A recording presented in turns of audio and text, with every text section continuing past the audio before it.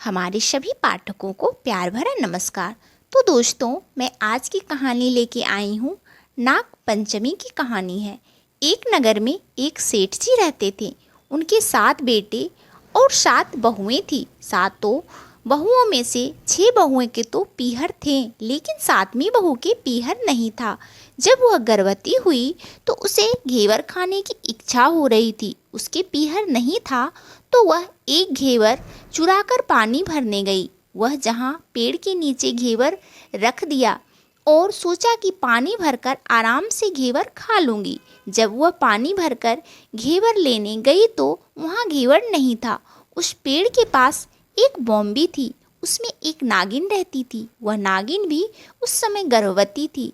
घेवर को देखकर नागिन की इच्छा उसे खाने की हुई और उसने घेवर खा लिया।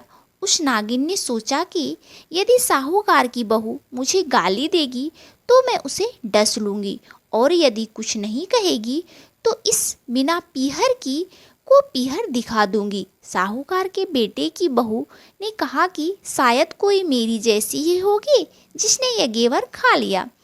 ऐसा सुनकर नागिन बहुत खुश हुई और उसने अपने बेटों से कहा कि तुम इंसान का रूप बनाकर जाओ और साहूकार के बेटे की बहू को लेकर आओ। नागिन के बच्चे इंसान का रूप बनाकर साहूकार के घर चले गए।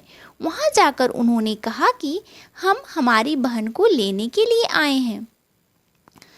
तब सास ने कहा कि पहले तो कभी नहीं आए, इतने दिन कहाँ थे? तब उन्होंने कहा कि जब हमारी बहन का जन्म हुआ तब हम नानी के घर थे और शादी हुई तब हम परदेश कमाने के लिए गए हुए थे। उन लड़कों ने बहुत सारे कपड़े, गहने और मिठाइयाँ बहन के सास और जेठानियों के लिए लेकर गए। सास अत्यंत प्रसन्न थी और जेठानियाँ उसे देखकर जल उड़ रही थी। सास ने बहू को उनके साथ में भेज दिया। बॉम्बे के पास जाकर उन्होंने कहा, बहन, हम नाग हैं।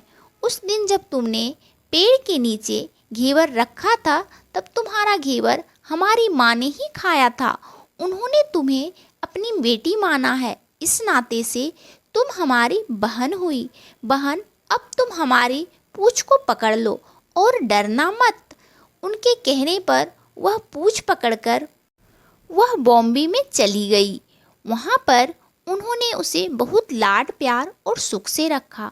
वहीं पर उसने एक लड़की को जन्म दिया। जब उसका लड़का थोड़ा बड़ा हुआ तब की बात है, पड़ोसन ने साहूकार के बेटे की बहू को सिखा दिया, अगर तू तेरी माँ की इतनी ही लाडली है तो तू तेरी माँ से कहना कि आज तो नागों को दूध मैं ही पिलाऊंगी। पड़ोसन का ताना उसे सहन नहीं हुआ। वह माँ से जिद करके नागों का दूध ठंडा करने लगी। अभी तक दूध ठंडा नहीं हुआ था, उससे पहले ही उसके बेटे ने घंटी बजा दी। घंटी की आवाज़ सुनकर छोटे बड़े सारे नाग दूध पीने के लिए दौड़ पड़े। जब उन्होंने दूध में मुंह लगाया तो बहुतों का मुंह जल गया। तब नाग क्रोधित होकर बोलने लगे कि हम बहनों को काटेंगे। उसकी माँ ने उन्हें समझाते हुए कहा कि इसे मत काटो, यह तुम्हें आशीष देगी। तब साहूकार के बेटे की बहू ने कहा, जियो महारा नाग नागिनी, जियो महारा खंडिया, अहिया बीर, बीर उठवे देख नीरो, चीर चीर तो फट जावपन, बीन जीता रेव। थोड़े दिन बाद जाने के बाद पड़ोसन ने फिर से ताना मारा कि यदि तेरी माँ तुझ पर विश्वास करती तो तुझे 7वें कांटे की चाबी देती। उसने माँ से जिद करके चाबी ले ली और तब ताला खोला तो अंदर झूले में बाबा नाग झूल रहे थे। उसने बाबा नाग से कहा, सत सियाराम बाबा। उन्होंने कहा कि तूने सत सियाराम कर लिया, वरना मैं तुम्हें डस लेता। तब उसने कहा कि आप तो मेरे पिता हो, मुझे कैसे डस सकते हो? और बोली, जियो नाग नागिनी, जियो वासुकी नाग, जिन मारो लाड लडाया, 9 करोड़ की हार। नाग देवता ने उसको 9 करोड़ का हार दे दिया। माँ ने अपने बेटों से कहा, बाई तो अब बड़े घरों में हाथ डालने लगी है, उसे घर पहुंचा दो। नागों ने साहूकार के बेटे की बहू को बहुत से गहने कपड़े दिए और ससुराल पहुंचा दिया। थोड़े दिनों की बाद उसका बच्चा झाड़ू तोड़ रहा था। ताई ने कहा, झाड़ू मत तोड़, इतना तोड़ने का शौक है तो तेरे नाना मामा के यहाँ से लाया होता। सांपों ने सुन लिया। माँ से जाकर कहा। माँ ने कहा, 2 झाड़ू सोने की बनवाओ, 2 चांदी की बनवाओ और दे आओ। ताइयाँ देखकर जल गई, कहने लगी, इसके तो ताने मारने से धन बढ़ता है। कुछ दिनों के बाद की बात है, बच्चा गेहूं बिखेर रहा था। ताई ने ताना मारा, गेहूं बिखेरने का शौक है तो नाना मामा से ले आता, हमारे यहाँ तो मत बिखेर। सांपों ने सुन लिया। जाकर माँ से कहा। माँ ने कहा, 2 बोरी दाने सोने के घड़ाओ, 2 बोरी दाने चांदी के घड़ाओ और दे आओ। ताइयाँ और जल गई, कहने लगी, इसे ताने मत मारो, इसका धन बढ़ता है। छोटी जेठानी लकड़ी लेने गई, वहाँ सांप था। उसने सोचा सबसे छोटी को भेजना चाहिए, सांप उसे खा जाएगा तो मुसीबत मिट जाएगी। छोटी बहू लकड़ी लेने गई तो वहाँ सांप बैठा था। बोली, भैया राम राम। सांप ने झट से बिछुए दे दिए, पहनकर छमछम करती चली आई। जेठानियाँ देखकर जल गई। 2-4 दिन बाद पान की गड़ियों में एक सांप देखा तो बड़ी जेठानी ने सबसे छोटी को पान लेने भेजा। उसने सोचा आज अवश्य सांप काट लेगा। सांप को देखकर छोटी बोली, भैया घर के क्या हाल चाल है, घर में सब ठीक तो है? सबको मेरा राम राम कहना। सांप ने मुंदड़ी पहना दी। जेठानियाँ फिर जल कुड़ गई।